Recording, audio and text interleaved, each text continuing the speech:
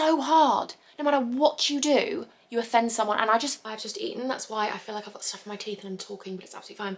Hello, honeys. Welcome back to my YouTube channel. If you're just joining me now, then hi, my name's Imogen. So nice to meet you. Meet you. No, that's over an email, isn't it? So nice to meet you over the internet. Hi.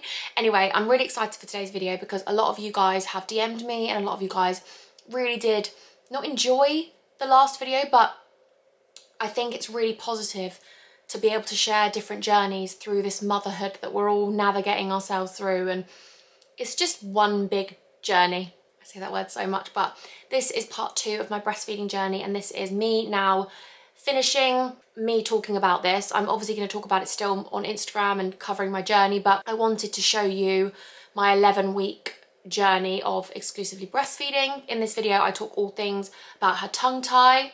I talk all about reflux and the cranial osteopath and how we got far with the cranial osteopath and just specific things that we've gone through with regards to reflux, Gaviscon, all those different things with my first ever baby, my baby girl, Renalia. And also I talk all things about bottle feeding, expressing, and just my journey with all of that. So really hope you enjoy this video. And yeah, I will see you on Saturday for a Primark haul. And then next week, I've got loads of videos as well. Christmassy content coming.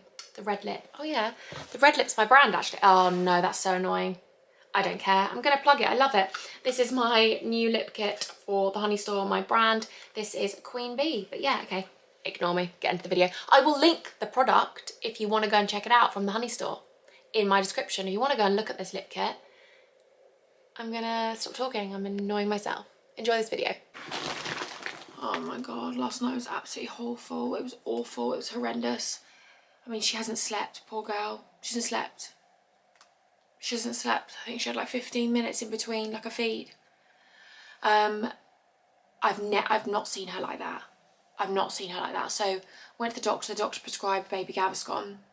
We haven't given it to her yet because I was trying to check out everything else, but I think I'm going to have to give it to her. But it's really hard when you're exclusively breastfeeding to give baby Gaviscon.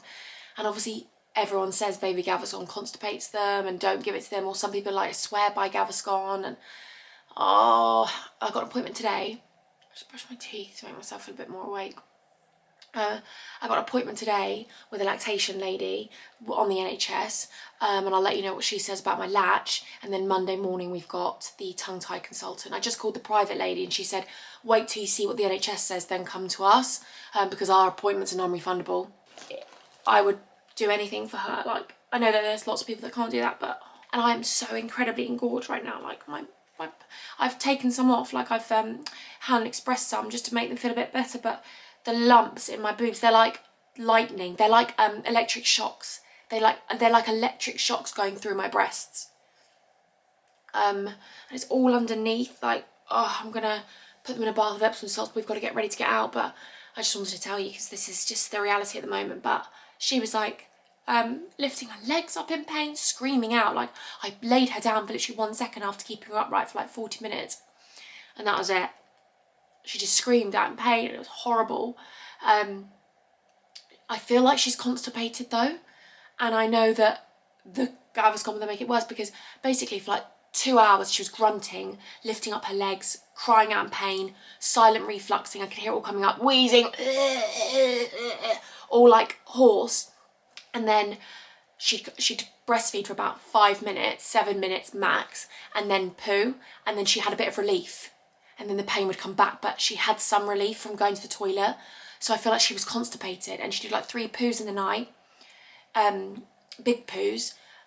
So I feel like, you know, the constipation's there because she's grunting and she's in so much pain. So I'm like, oh, if I give her Gaviscon, it's just gonna make it worse. Spencer's like, we need to give her some relief. We need to give her some Gaviscon. This pain, I mean, obviously it's all about her, but I'm saying is in like, because she's not feeding, I am in agony. And I'm in agony watching her in pain. I mean, I'll take this pain any day of the week. I take all of her pain. I want her pain for me to take. I want to take all her pain away from her. You cannot watch the person you love the most in this world in pain. Like, she's so small. She's so small and she's in pain. I'll let you know what this lactation lady says, but fuck me. Beautiful angels, just checking in. Breastfeeding journey. I think we ended with not knowing if she had a tongue tie. So, long story short, She had a tongue tie. We travelled up to see Carmel Gentle at the Gentle Birth and Beyond clinic in London. And basically, she only had availability on the weekend. And on the weekend, they run this amazing clinic where you can drop in and you donate what you feel you want to donate. But obviously, me and Spencer just wanted to pay what we knew we had to pay because of the appointment that it would have been. But I think it's amazing for mums that are different places and they've got to travel down, and it's expensive to travel down, and you know, it's expensive and you don't know whether your baby's going to have a tongue tie, so you're paying for the consultation but sometimes they won't have a tongue tie. So the clinic's amazing from Carmel, and she was absolutely phenomenal. So basically it's students that do it, but Carmel comes in, they're training to understand tongue tie, and they're training and they basically are at the end of their course, and this is like them doing the practical side of things now. So we had this amazing lady, she was incredible, and we had Carmel come in as well, and basically they said before they even finished the consultation, like, we can see she's got a tongue tie, an evident one. I think it was like 70% tongue tie or something.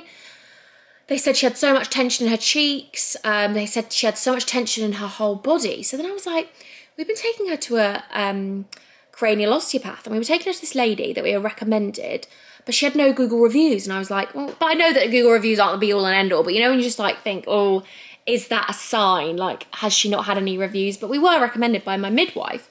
Anyway, long story short, they were like, do you want to cut it here now? And we were like, well, yeah, because we drove up, and the drive wasn't great because Moo doesn't really love the car seat, but she was asleep for a lot of it. So, but then we were like, yes, please, like, let's get it cut.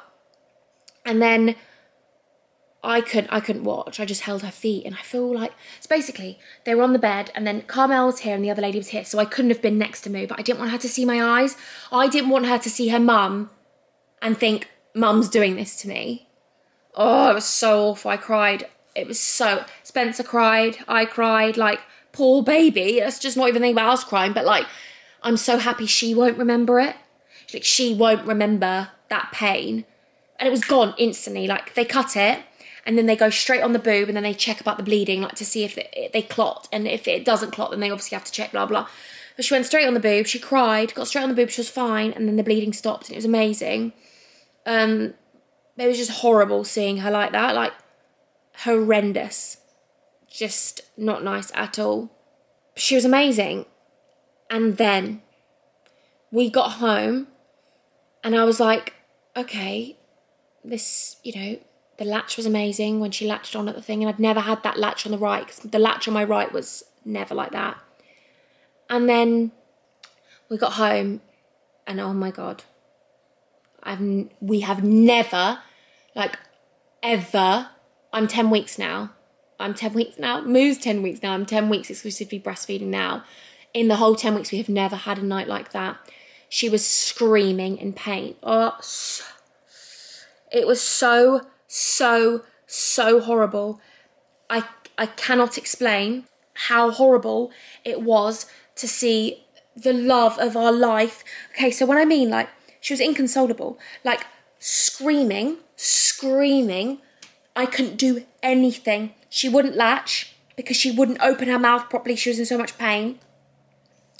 She was so confused about this new, like, tongue movement she got because she wasn't able to put her tongue out before, and now obviously she's going to have to retrain the latch. And basically you have to do these exercises to be able to lift her tongue up, to be able to get rid of the tension in her cheeks. They showed us all the exercises there, and then you get like loads of documents to send home with you, and it's amazing. But they were like, do the exercise as much as you can a day, but obviously we couldn't do the exercise when she was screaming. She screamed for hours.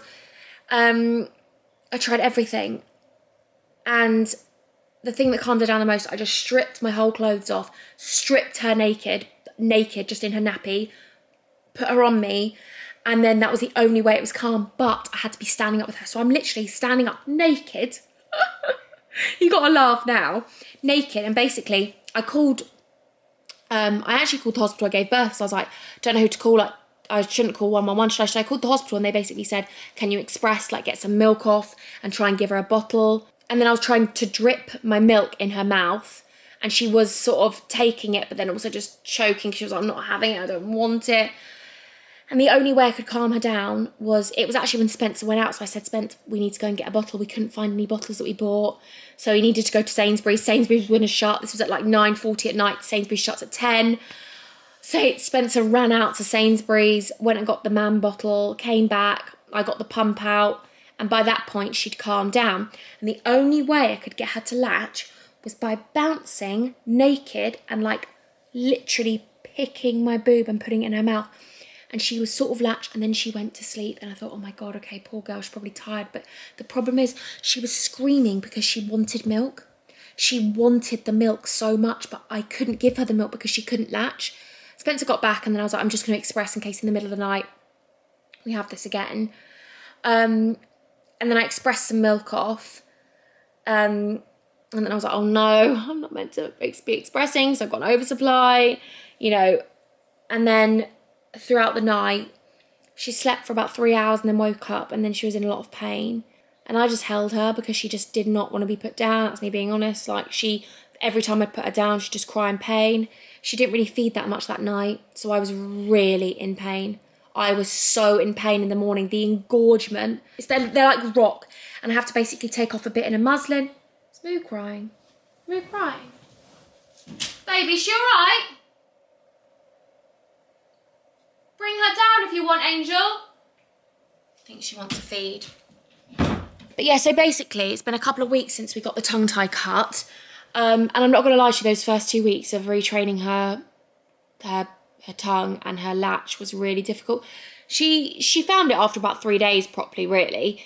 But then it was still hurting a little bit on the right. So then I spoke to Carmel and we had a Zoom call. And basically, Carmel showed me that she wasn't taking as much areola on this side. Basically, I had to like do this, hold her, and then do this movement, like a scissor movement with my areola, and it made it like really small, and then she was able to take more. And then I held her there for a couple of latches, and then started taking it away like that, and then she would just be okay. But yeah, it was really stressful because it was just like, I don't know. And then now I'm in this like space of, I'm 10 weeks exclusively breastfed, but I want to be able to get Spencer involved. And I also want the accessibility to be like, if I'm not well, like the other night my mum came down, I wasn't very well in the night, and I was on the toilet for hours, and my mum was like, and I had to keep leaving the toilet obviously to feed Renalia, because obviously I would, like, even whatever pain I was in, I was literally walking to my mum with like my trousers down, like in pain, and I was just feeding Moo and then going back to the toilet, but like rushing to Renalia. I now have been told like I have to be a feed ahead. So basically they said to me, express off the end of a feed, so you've got one bottle. So I've got a bottle. And then they said, when Spencer gives her a bottle with that feed, you express off. But then I'm like, so every single feed Spencer does, I have to be expressing? Because surely, let's say I give my mum a bottle and me and Spencer go on a date night, I have to express while my mum's giving her a bottle. That will defeat the whole object. So I've messaged a couple of people on Instagram, and I really don't know who to speak to about it, but I know that you need to incorporate a bottle quite early on, because otherwise they won't take it, and she doesn't take a dummy. I've literally tried everything. I've tried these Tommee Tippee breast soothers. I've tried mam teat ones, different size teats. I tried these other ones, these bibs ones. She takes it for like a second, then she spits it out. She takes it for literally like, she'll take it one day for like a couple of minutes and then it's out. So I just don't really know what to do, but I'm going to keep you updated. But I'm going to keep you updated with what they tell me about what to do with the pumping, because yeah, like I've got a good supply, so I want to store it, you know. I want to be able to have stuff in the freezer and stuff, but I will become so, I think then it'll just make her more gassy again. I don't really know. I need some help. So I'll let you know. This little bit of hair is attractive, isn't it? I'm going to go get her now. If it's wonky, it's because you're on the bed. But hi, hello beautiful angels. Just wanted to give you an update on the breastfeeding journey. So 11 weeks currently exclusively breastfeeding, and basically I wanted to try and implement a bottle. I spoke about it and we tried. I put it on my Instagram stories, and I feel like I document a lot more about Renalia on my Instagram stories than I do on YouTube, because it's sort of in the moment there, so I can just document something. So definitely make sure you're following me on Instagram, because I'm going to be keeping you up to date with everything. Not that anyone really cares, but anyway, I'm going to be keeping you up to date. No one gives up. Anyway, so yes, we tried quite a few things. So we tried a MAM bottle, because lots of people are saying that MAM bottles are really good for breastfed babies. So we tried a MAM bottle with teat 1, 0 to 6 months, and we tried a MAM bottle 0 to 2 months teat 1, because maybe she would have liked the smaller one. Maybe we need a faster teat, because obviously I have a heavy flow and a wide set vagina from Mean Girls, but I have a quick let down, so maybe she needs something a bit quicker. But we tried with Spencer, me sort of being there with the smell, and then we were like, okay, maybe let's try something else. I went out the room completely and went into a different room. Didn't work. I tried feeding her, and then also tried then taking her off and just putting the bottle in to see if she'd take it from me. She wasn't taking it at all. She'd just lick it. But then I'm also thinking maybe I need to speak to Carmel. I've messaged Carmel from Gentle Births and Beyond, because I've read that tongue-tied babies have a really weak tongue and to lift up, so they don't tend to take bottles or dummies. Now, obviously, this isn't a problem for a dummy. I get it. Okay, fine. But I have tried every dummy. I'm ordering new ones now. I'm ordering the NUK ones, Nuke. And I'm also ordering Dr. Brown's, because the Tommy Tippy ones, the Soothers, the Mams, the Bibs, none of them. Yes, I ordered new ones, but basically I think we need to work on getting her tongue higher, and I think we need to keep doing the exercises. Spencer's doing the exercise with her when he changes her nappy, and I think maybe we just need to get back onto them and try and, because basically one of the exercises to lift the tongue up is to go underneath and push up her tongue. Because when he puts his finger in there, that's one of the exercises to put the finger in. She doesn't really suck, she just goes, and then she'll just bite it.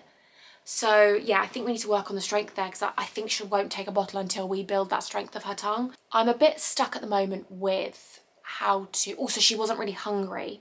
She wasn't really that hungry, and maybe she should be really hungry, maybe she shouldn't. I had loads of suggestions from you guys, which I put on my Instagram stories, about how to try and get a baby to take a bottle. However, a breastfed baby to take a bottle. Wasted all my milk, expressed like a whole thing of milk, and then wasted it all because I thought she'd take it. Me being naive, so we put it in her bath actually so she could bathe in it, because one of you guys actually messaged me saying don't waste it. I don't know when to express at the moment. I don't know when to express to not cause an oversupply. I'm actually going on a Zoom call tomorrow, so when this video goes up I'm going to be on a Zoom call, and I will update you on Instagram, with Feed Eat Speak. So she's doing a seminar webinar thing all about breastfeeding, bottles, when to express, when to pump, how long you can store milk for, how to, you know, all those different things are just about expressing for a mum, storing it, when to do it, how to get a baby to take a bottle, at what times to do it, etc, etc, etc, etc. So I'm really excited for that Zoom call, and I just want to be able to give Spencer some time with her. And also there's this point in the mornings where she wakes up, and if she hasn't had a good night's sleep, I'm really tired, and it would just be really nice if Spencer could do that one morning feed. It's that morning feed where I've been up in the night and then I need to nap in that morning feed, but I'm just feeding with her, and then she is quite contact nappy, but she likes a contact nap, so when I do get her to sleep in the morning, she will just stay on me. So, and I'm not complaining about that, I'm just saying, you know, I need to have some sleep in order to be the best mum I can physically be to her. So yeah, it would just be nice. And also Spencer really wants to get involved, so yeah, we did document it, but it didn't go very well, but we will try other things. Lots of you suggested like him wearing a top of mine, or having a muslin by him that has my milk on it, etc, etc, etc.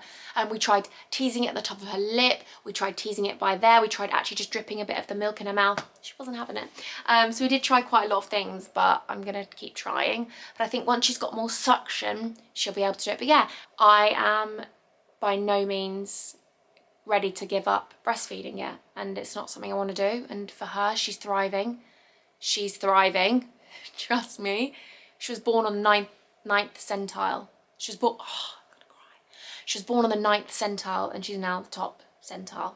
So that's my like proud thing. Sorry, because she was small. Yes.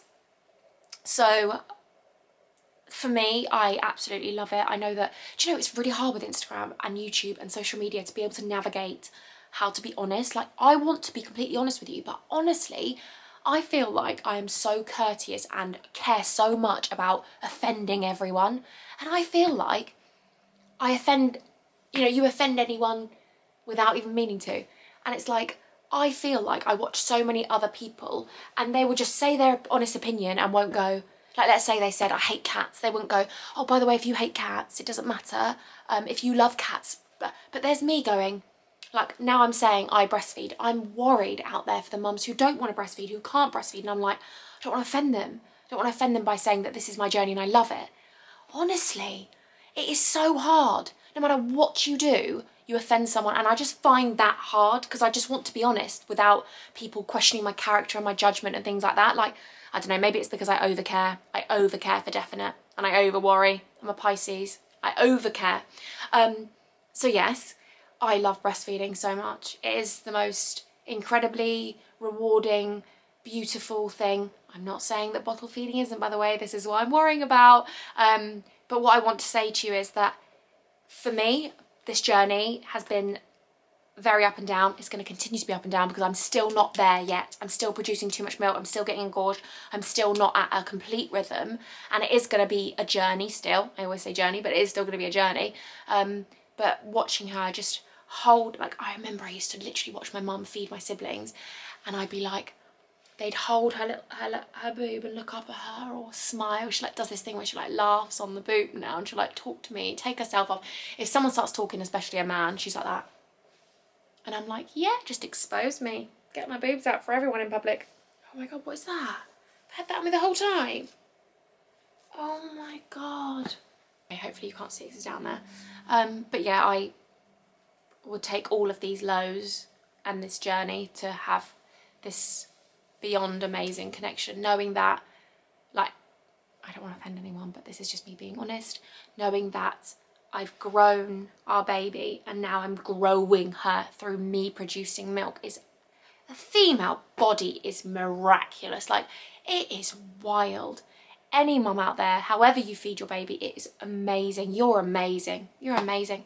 Mums just stick together. Like, I don't ever want anyone to think that I'm trying to offend them. But then I also think, like, I wish mums and women in general would empower each other more. Anyway, I'm getting off my soapbox, but yeah, I love it. I absolutely love it.